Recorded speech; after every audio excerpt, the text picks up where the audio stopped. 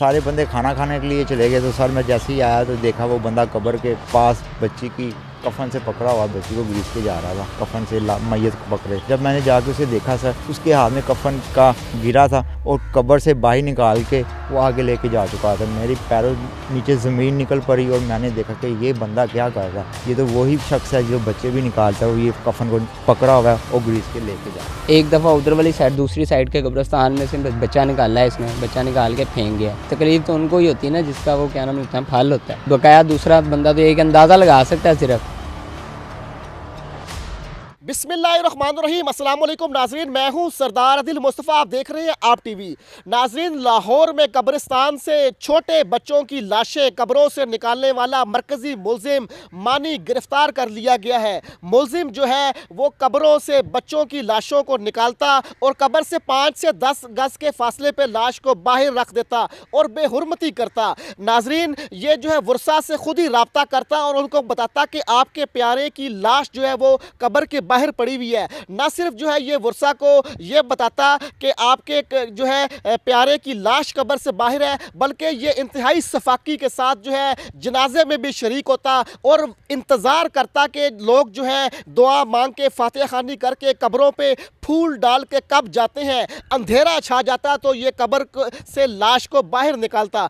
आइए हम गोरकन के पास जाएंगे जिसने रंगे हाथों इस दरिंदा सिफ्त इंसान को गिरफ्तार किया है। इसी से पूछेंगे कि इसको उसने कैसे गिरफ्तार किया और इसने इससे कब जो है 5 वाक़यात किए, वो वाक़यात कैसे थे, कौन से थे और जो है कैसा खौफ व हिरास इन वाक़यात से कब्रिस्तान में फैला हुआ था। यहाँ पे मेरे साथ गोरकन भी मौजूद है, हम इनसे बात करेंगे और इन्हीं से पूछेंगे कि क्या ये सारा माजरा होता था और इन्होंने कैसे रंगे हाथों मुलजिम को पकड़ा। अस्सलाम वालेकुम। वालेकुम अस्सलाम। आपका नाम क्या है? मेरा नाम मोहम्मद ताहिर इफ्तिखार मेरा नाम है। मोहम्मद ताहिर।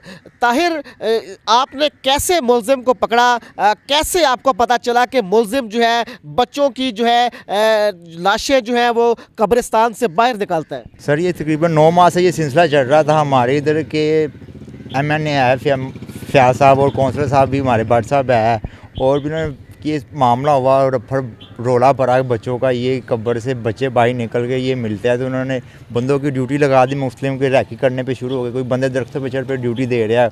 मेरे फयाज साहब खुद भी ड्यूटी देते थे, बंदों की निगरानी करते थे कि बंदे ड्यूटी दे रहे हैं कि नहीं दे रहे, चेक करते थे। तो सर उस दिन सर ये बच्चे की लाश दफना के अभी गए थे, मगरिब असर के टाइम दफनाया, मगरिब के बाद का ये वाक़या था। तो सारे बंदे खाना खाने के लिए चले गए तो सर मैं जैसे ही आया तो देखा वो बंदा कब्र के पास बच्ची की कफन से पकड़ा हुआ बच्ची को घसीट के जा रहा था, कफन से मैयत को पकड़े। कब्र से निकाल के बाहर क्रॉस कर चुका हुआ था, कब्र भी क्रॉस कर चुका हुआ था और काफ़ी दूर लेके जा चुका था जब मैंने उसे नंगों हाथों पकड़ा। अच्छा, कब्र तो जो है आप मिट्टी डालते हैं, लिपाई करते हैं, उससे पहले जो है स्लैब्स होती हैं।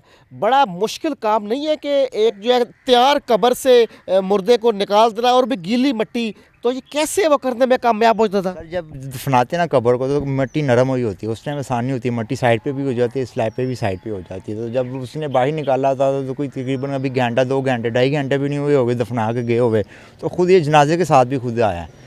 तो जैसे ही उसने देखा कि काम कोई बंदा नहीं आया तो उसने अपना काम शुरू कर दिया।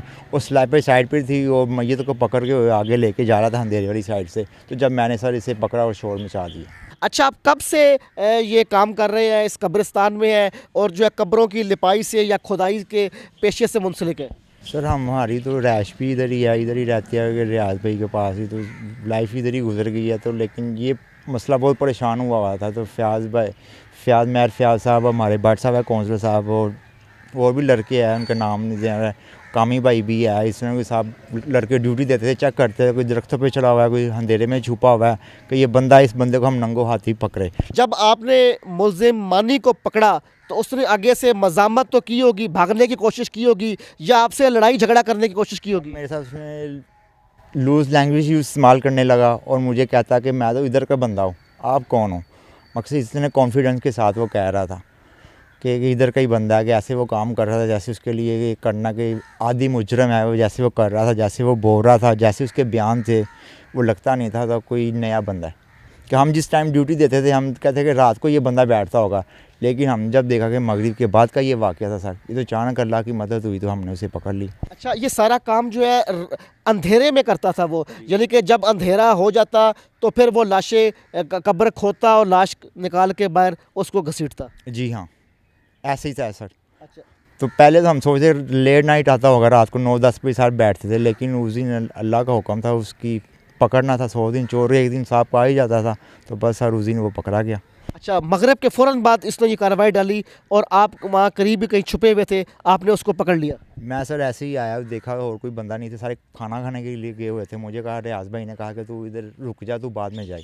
मैं जैसे ही आके चेक किया, मैंने कहा अभी तो इस कब्र को दफना के जा रहे हैं, तो ये बंदा कौन है, कब्र पे कौन काम कर रहा है, देखो तो उसे चेक तो करो। जब मैंने जाके उसे देखा सर, उसके हाथ में कफन का गिरा था और कब्र से बाहर निकाल के वो आगे लेके जा चुका था। मेरी पैरों नीचे ज़मीन निकल पड़ी और मैंने देखा कि ये बंदा क्या कर रहा है, ये तो वही शख्स है जो बच्चे भी निकालता है, वो ये कफन को पकड़ा हुआ है और ग्रीस के लेके जा रहा है। अच्छा, जिस जौन सी उसने लाश निकाली थी वो बच्ची की लाश थी, कोई 10 साल बच्ची थी जिसको घर वाले दफना कर गए थे। जी हाँ, वो 10 साल बच्ची थी, वो बच्ची की लाश थी और उसे वो अभी दफनाए हुए उसे 2 घंटे 2.5 घंटे नहीं हुए थे। तो फिर उसके घर वाले वापस आए होंगे, दोबारा दफनाया होगा, या क्या सारा आगे हुआ? उसी टाइम सर फिर मोहल्लेदार लोग शोर मचाया, सब इकट्ठे हो गए। तो जिस तरह भी 15 पे कॉल की, SHO साहब भी मौके पे मौजूद उसी टाइम आए, कार्रवाई की।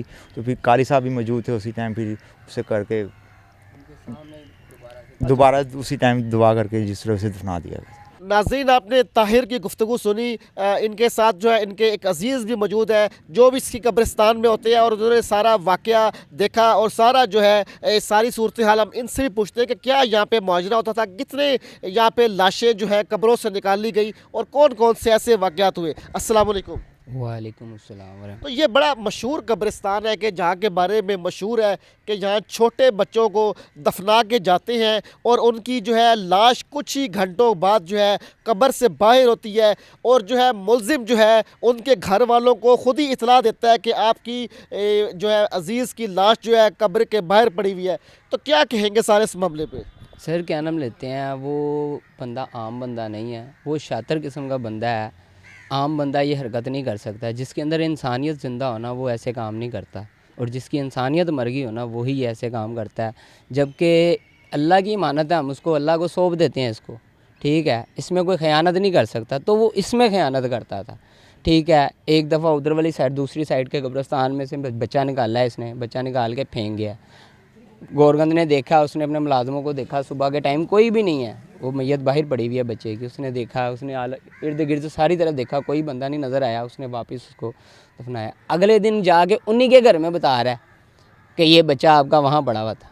गोरगंद की और उनकी बहस हुई, आपस में मुँह मारी हुई। उन्होंने कहा ये साईं नामी बंदा है, इसको जाने दो, इसको क्या पता हो, हमने इसको साईं कह के टाला है, लेकिन हमें क्या पता था यही बंदा है वो। अच्छा। और जिस दिन ये बच्ची को निकालता हुआ पकड़ा है ना, उस दिन हमें पक्का पर कन्फर्म हुआ है कि यही बंदा है जो बच्चों की मैयतें निकाल के फेंक के चला जाता था। ये तो बच्ची की 10 साल बच्ची की मैयत का मामला हुआ कि उसकी लाश को बाहर निकाला गया। इससे कबल भी ऐसे कोई वाक़यात हुए कि जो इसके बाद जो इसको पकड़ने में आप कामयाब हुए? जितना भी हुआ है ना, जो भी हुआ, ये पहले ही पकड़ा गया है, पकड़ा ये पहली दफ़े ही गया है। हम बड़ी 9 माह से इसके पीछे हैं, हमने 9 माह से तो आप पीछे हैं, लेकिन कहते हैं कि 5 वाक़यात हुए हैं। 5 वाक़यात हुए, बच्चों को निकाल के फेंक जाता था, पकड़ा नहीं जाता था। अच्छा, 5 वाक़यात चल के हुए, 5 बच्चों की लाशों को कब्रों से निकाला गया, ये भागने में कामयाब हो जाता। 15 पे कॉल की, SHO साहब खुद आए, उन्होंने आके देखा, उनको सारा मामला बताया कि ये ऐसे ऐसे ये कब्र देखें, वो बच्ची की वैसे ही खुली पड़ी है, एक स्लैब साइड पे पड़ी हुई है, और ये देखें इसके हाथ में पेचकस तक था। अच्छा, पेचकस था? जी, जिसके साथ ये खुदाई करता था, पेचकस इसके हाथ में मौजूद था। उसको पकड़ाया, फिर उन्होंने रेस्ट किया, रेस्ट करके इसको लेकर गए। फिर ठीक अगले दिन इन्वेस्टिगेशन, बिशारत साहब ASI हैं मेरे ख्याल से, वो आए हैं, उन्होंने आके इन्वेस्टिगेशन किया, इसको लेकर आए हैं, आके पूछा कि हाँ भी बताओ क्या मामला था, जब वो जो दफना जाते थे तो तू इसको क्यों खोलता था? कहा था मेरा जी दिमाग ख़राब हो गया था। क्या उन पे गुजरती होगी जिस वालिद के ऊपर के जो बच्चे का जनाजा पढ़ा के दफना के, अभी ताज़े ताज़े फूल हैं और मिट्टी भी नरम है, लेकिन मासूम बच्चे की जिगर गोशे की लाश कब्र से बाहर पड़ी है। बेशक ऐसे ही है, तकलीफ़ तो उनको ही होती है ना जिसका वो क्या नाम लेते हैं फल होता है, तकलीफ़ तो उन्हीं को होती है। बकाया दूसरा बंदा तो एक अंदाज़ा लगा सकता है सिर्फ, लेकिन तकलीफ़ वही महसूस करता है जिसको खुद को तकलीफ़ होती है। बहुत मेहनत की है रियाज साहब गोरगंद ने, मेयर फ़याज़ साहब ने हमारे साथ बहुत ताउन किया है, जो इधर के चेयरमैन हैं उन्होंने बहुत हमारे साथ ताउन किया, तब जाके हम इस मकाम पे पहुँचे कि अल्लाह पाक ने हमें ये नवाज़ दिया कि हम इसको पकड़ने पे कामयाब हो गए हैं। अब आगे देखेंगे कानून क्या करता है उसके साथ। कानून क्या करता है, एक मरतबा फिर हम ताहिर के पास जाएंगे, ताहिर से ही पूछेंगे, क्योंकि ताहिर ने इसको रंगे हाथों पकड़ा और इसको दबोचा और शोर मचाया और लोग इकट्ठे हो गए और ये दरिंदा सिफ्त इंसान मानी जो है रंगे हाथों मौके पे मासूम 10 साला बच्ची की लाश निकालते पकड़ा गया।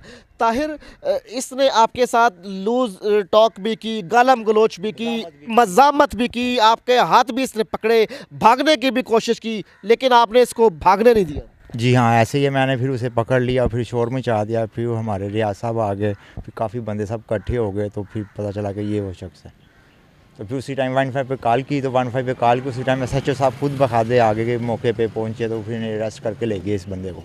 कोई ना कोई मकसद होता है कि लाश को कब्र से बाहर निकालने का, इसका मकसद क्या था? सब ये तो अब अल्लाह ही बेहतर जानता। अभी तो वो लेके जा रहा था अंधेरे में, तो ऊपर से मैं आ गया, ये तो अल्लाह ही बेहतर जानता। ये बच्ची की लाश थी, निकाल रहा था, कोई मकसद था तो बाही निकाल रहा था ना, ऐसे तो नहीं ना वो बाही निकाल रहा था सर। उसका कोई मकसद होता था वो निकाल रहा है ना, ये काम कर रहा है, वरना ऐसे कौन करता है ये काम।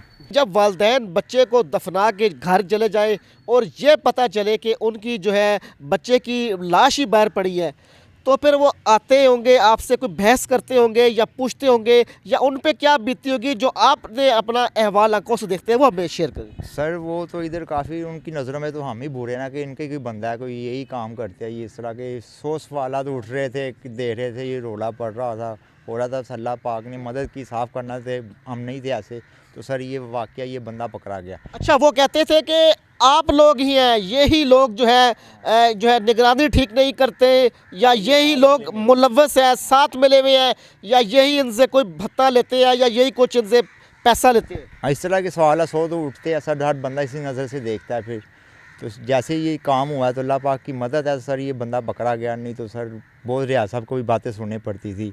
वो सिर्फ उन्होंने कहा किसी को मेरे साथ ज़ाती दुश्मनी है तो मेरे से सामने बता दे, मुझे बता दे, मैं कब्रिस्तान छोड़ देता हूँ।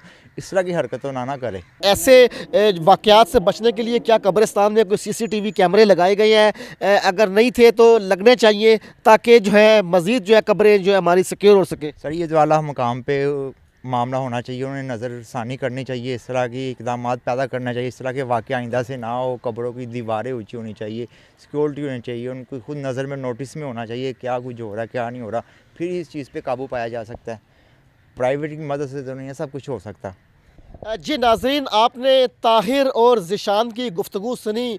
इनका पुराना तजर्बा है कब्रिस्तान का, और इनका यही कहना है कि हमारे बेशतर कब्रिस्तान ऐसे हैं जिनकी 4 दीवारी तक नहीं है। अगर 4 दीवारी है तो गेट रात दिन खुले रहते हैं, कोई पूछने वाला नहीं होता। कब्रों पे जानवर आते हैं, बेहुरमती करते हैं। जानवरों के साथ साथ ये तो इंसान की बेहुरमती की हमने कहानी आपको मानी की सुनाई कि इसने 5 बच्चों और बच्चियों की लाशों को कब्रिस्तान से निकाला, और जो है ये वाकया जो है हाई प्रोफाइल बन गया और वालिदैन के लिए और एक आम इंसान के लिए परेशानी का बाइस बन रहा था। अब जो है इस मुलजिम को गिरफ्तार कर लिया गया है और इससे तफ्तीश जारी है। दुआ है कि पाकिस्तान के अंदर ऐसा कोई मज़ीद वाकया ना हो कि अपने प्यारों को दफनाने के बाद जो है उनकी कब्र बाहर मिले और दोहरी अजियत का सामना करना पड़े। आइंदा किसी नई वीडियो में किसी नए मौजू के साथ हाजिर खिदमत होंगे। आप देखते रहे आप TV।